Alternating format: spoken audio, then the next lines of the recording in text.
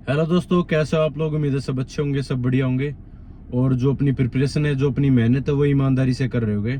इसी बात को लेके कल एक बच्चे का कमेंट भी आया था कि सर हम तो ईमानदारी से पढ़ाई कर रहे हैं, क्या एसएससी भी हमारा एग्जाम वो ईमानदारी से करवा लेगा।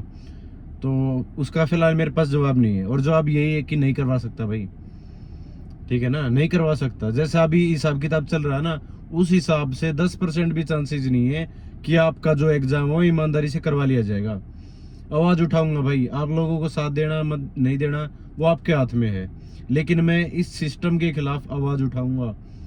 क्योंकि जो जमीन से ऊपर उठ के आया है ना, जिसने अपने दम पर कुछ मुकाम हासिल किया, उसको पता है किन चीजों का कितना फर्क पड़ता, कितना नहीं फर्क पड़ता।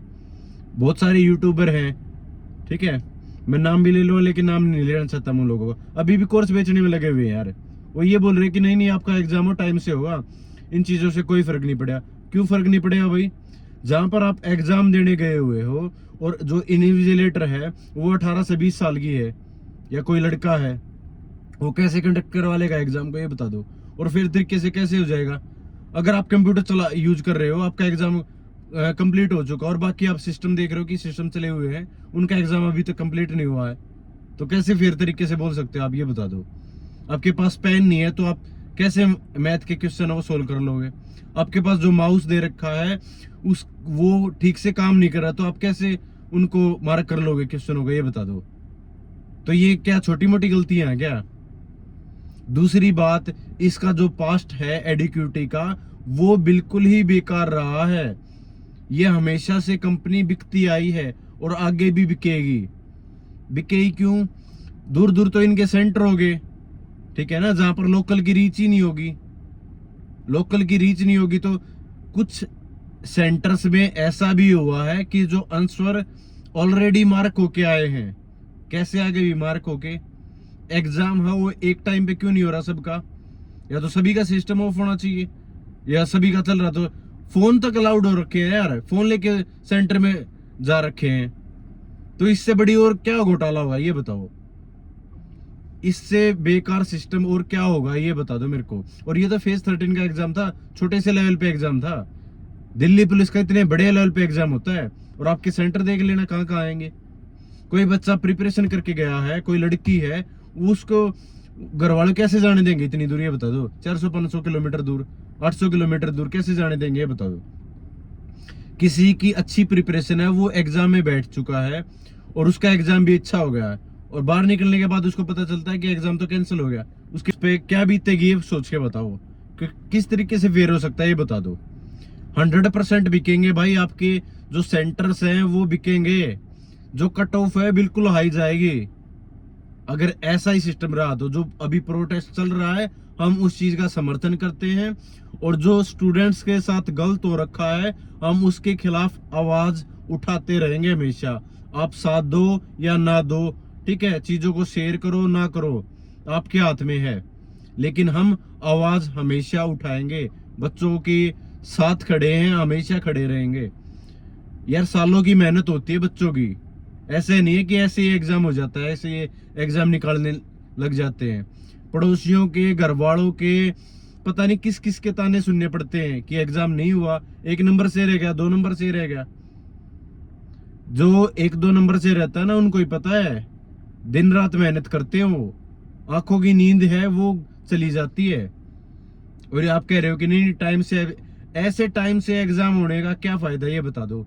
पिछली बार जो 2022 की हमारी वैकेंसी थी, उसमें फुलवती, आप नाम सर्च कर लेना कौन थी, बच्चों के 105 108 इस तरीके से नंबर आ रखे थे। कैसे आ जाएंगे भाई? 100 में से कैसे आ जाएंगे? तो उस टाइम पे मैं मानता हूं कि 10% हुई थी, अब की बार 60% 80% बिक जाए, और एक बार एग्जाम हो जाता ना, कोई नहीं सुनने वाला होता, ये भी बता देता हूँ। ये स्टेट में चल जाता कि कोर्ट केस हो गया, ये हो गया, सेंटर में कुछ भी नहीं होता भाई। ऐसे ही भर्तियां हैं वो कंप्लीट हो जाती हैं। मान लो जो अच्छा स्टूडेंट है, पढ़ाई करने वाला, उसके 70 नंबर आ गए, और उनकी वजह से जिन्होंने पेपर आउट करवाया है, उनकी वजह से जो कट ऑफ है वो 75 पे चली गई, 78 पे चली गई, तो उसका जिम्मेवार कौन होगा भाई? कैसे समझा दोगे उस बच्चे को कि नहीं नहीं और पढ़ाई करनी थी यार? एक लेवल होता है एग्जाम का। अभी जो पैटर्न है, पैटर्न देख लो आप कैसा एग्जाम आया हुआ है। इतना लेंथी क्वेश्चन बना रखे हैं, स्टेटमेंट बेस्ड क्वेश्चन दे रखे हैं जी इस वाले। अरे चलो आप जैसे भी क्वेश्चन देने दे लो, बच्चे वो अटेम्प्ट कर लेंगे, बच्चे निकाल लेंगे वो, लेकिन अपॉर्चुनिटी तो फेयर दो कम से कम। अपॉर्चुनिटी सबको फेयर मिलनी चाहिए। एग्जाम सेंटर ये नहीं कि 800 किलोमीटर दूर, 900 किलोमीटर, यार उसके आने जाने में इतना ज्यादा परेशान हो लेगा, एग्जाम क्या दे पाएगा ये बताओ। आप आसपास के स्टेट में दे लो, अगर आपको होम स्टेट में नहीं देना तो आसपास के स्टेट में दे लो। तो बच्चों के साथ यार ऐसी मतलब, और बेशर्मी देखो उनकी चेयरमैन साहब की, ये बोल रहे हैं कि हम इन चीजों को सुधार लेंगे, ठीक है, सेंटर पास ले आएंगे, ठीक है। ये तो छोटी मोटी गड़बड़ियां होती रहती हैं इतने बड़े लेवल पर जब एग्जाम होता है। ये छोटी मोटी गलती है क्या?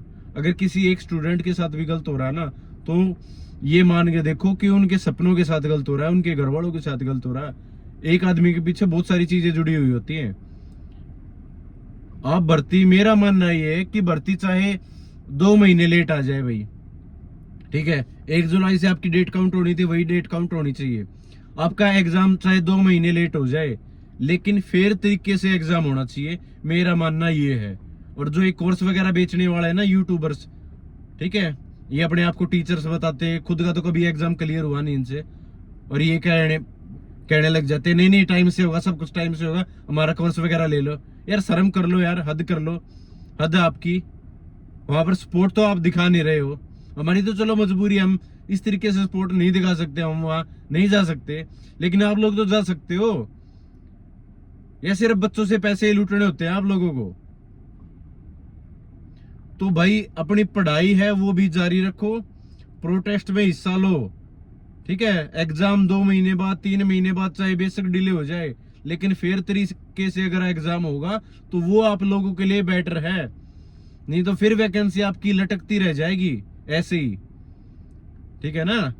अभी फिलहाल तो मेरे को लग नहीं रहा कि कोई भी इंप्रूवमेंट होने जा रहा है, लेकिन उम्मीद कर सकते हैं अगर प्रोटेस्ट जारी रहेगा, हमारे स्पोर्ट में चीजें निकल के आ गई, ठीक है। एग्जाम चाहे कोई भी करवाओ यार, टीसीएस करवाओ, डीक्यूटी करवाओ, कोई भी करवाओ, लेकिन फेयर तरीके से हो, ठीक है। लेकिन ये कोई फेयर नहीं है कि किसी का पेन नहीं चल रहा, माउस नहीं चल रहा, कहीं पे आप फोन लेके कंप्यूटर के जो क्वेश्चन है वो सोल्व कर रहे हो, कहीं पे कंप्यूटर चल रहा है, कहीं पे नहीं चल रहा। ये कोई फेयर तरीका नहीं है। बाहर भैंसे बंधी हुई है, टेम्परेरी अपने सेंटर बना रखे, इससे नीचे सतर पे क्या करोगे यार ये बताओ? इससे भी कोई नीचे सतर है क्या? तो मेरे दोस्तों, मेरे छोटे भाइयों, बड़े भाइयों, आप अपनी तैयारी है, पढ़ाई है वो जारी रखो, प्रोटेस्ट में हिस्सा लो, ठीक है। और इन चीजों के बहकावे मत आया करो। जो ये यूट्यूबर्स है ना फेक, अपने कोर्स बेचने चक्कर में फिरे रहते, अपनी बुक से पढ़ा करो ज्यादा से ज्यादा, ठीक है। तो थैंक यू सो मच, जय हिंद, सभी को नमस्कार।